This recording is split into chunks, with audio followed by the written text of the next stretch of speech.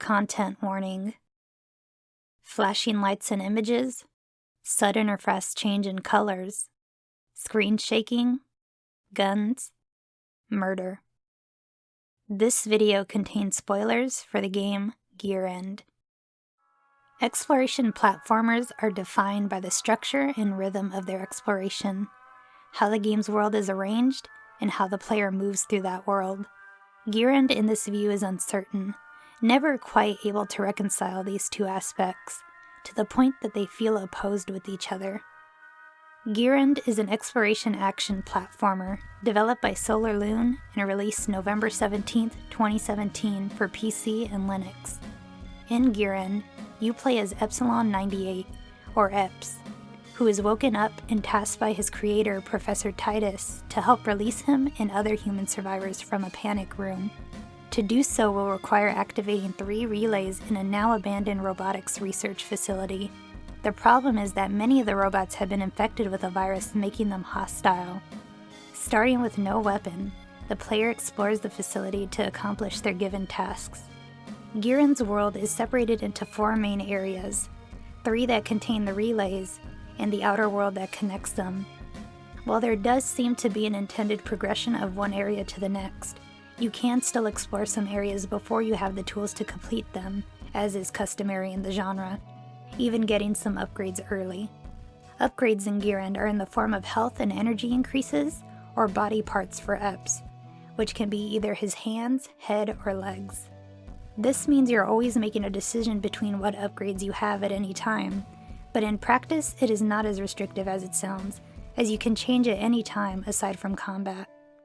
Gearend is at its best when you finally have the tools to complete an area in terms of defeating the boss and activating the relay, but exploring the world otherwise feels lacking. The areas are connected by one door, and they don't interconnect or overlap outside of that. In individual areas, there are occasional branch-off points, but they don't usually lead to new shortcuts. You'll have to go back to the branch-off point. The few times this isn't the case is after beating a boss, where a shortcut will bring you near the entrance of an area, but you'll never use it again after that. The closest I had the feeling of the world overlapping was when I fell in one area and ended up back in the town below, but that type of occurrence does not happen again. In this way, the game feels like a level-based platformer with some backtracking. When taken as levels, Gearend is a solid platformer, if punishing at times.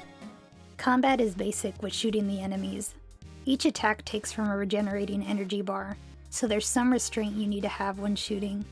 You will gain a couple of weapons over the course of the game, being able to have 2 equipped at once, but I rarely ever changed from the pistol and missiles combo, aside from when an obstacle specifically called for one. In the early game, combat on its own is a challenge as you get acquainted with the enemy types and have a low amount of health.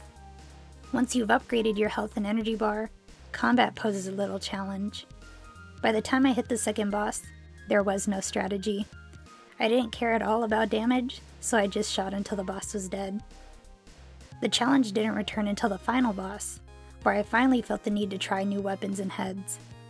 A lot of the heads you gain throughout the game grant certain bonuses, occasionally with some drawbacks. An example is one that grants double damage, but that goes both ways. Since I was rarely tested by the combat, the head I kept on for the majority of the game was the one that told you where upgrades were, which further decreased any sense of exploration.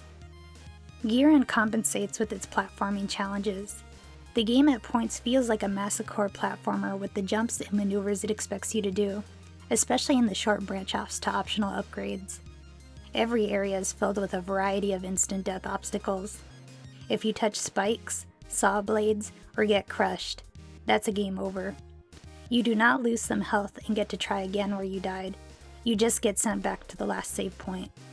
What results is the enemies eventually serve less as obstacles in and of themselves, but rather as nuisances that could push you back into instant death pits.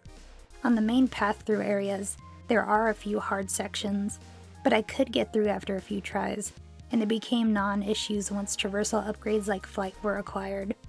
For the paths to optional upgrades, even though I enjoy this style of platformer, it becomes frustrating when a missed jump or unlucky hit means you have to backtrack again and again, to the point I just gave up on some of them.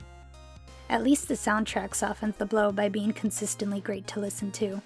Composed by solarlune with Sunvox, a modular synthesizer and tracker, its mixture of chiptune, electronic, rock, and more, as has been playing during this video, had me bobbing my head throughout playing. As for the story of Gearend, it remains in the background until the ending. You meet characters who have a quest or just a few lines of dialogue, maybe a quip or cute animation for some personality, and then let you get back to playing. Even the main plot is vague for the majority of the game.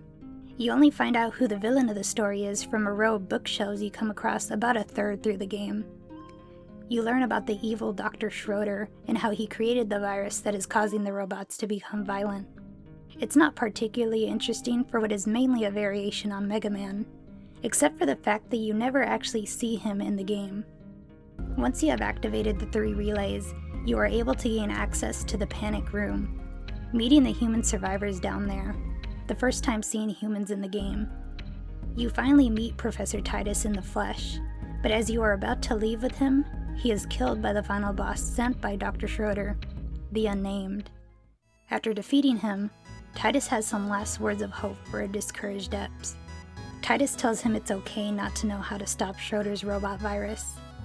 Epps is then surrounded by the rest of the robot friends he made along the way, who assure him that failure is okay. What matters is he tried his best and that he can take the rest one step at a time. It turns what would be a disappointing cliffhanger into a positive message on failure. In a game where the player has likely failed many times, it seems apt, although creating that connection between plot and level design doesn't completely come together.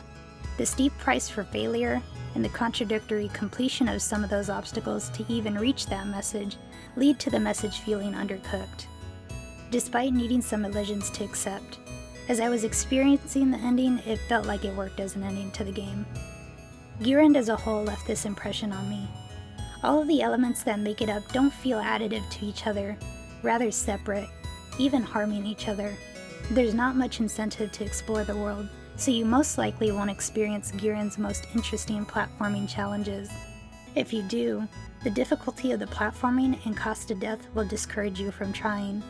The story doesn't put in the time to make me feel attached to the characters, and its theme rests uncomfortably with the game experience. With all these issues, I may sound extremely down on the game, but it was overall a comfortable experience.